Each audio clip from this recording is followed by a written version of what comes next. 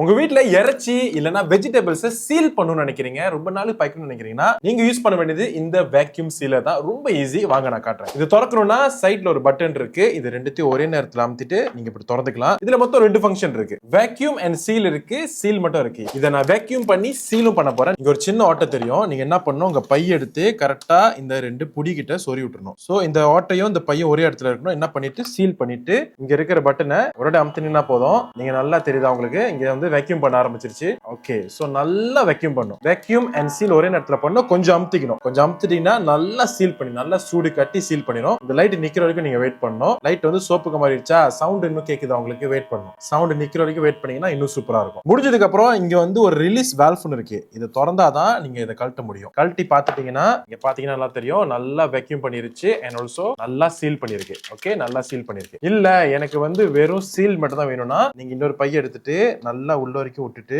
சாத்திருங்க. ரெண்டு சைடு சாத்திட்டு இங்க வந்து லாங் பிரஸ் பண்ணீங்கன்னா சோப்புக்குள்ள லைட் எரியும். லைட் எரியுதா? கொஞ்சம் கையை வச்சு அமுத்திங்க. கொஞ்சம் கையை வச்சு அமுத்தினீங்கன்னா அது நல்ல சூடு ஹீட் ட்ரான்ஸ்ஃபர் பண்ணும். சோ உங்களுக்கு வந்து சீல் நல்லா கிடைக்கும். நல்லா கிராஸா சீல் பண்ணிக்கும். இப்ப நீல லைட் எரிஞ்சோன்னா நீங்க திறந்துடலாம். திறந்த உடனே பாத்தீங்கன்னா நல்லா சீல் பண்ணிருக்கா பாருங்க.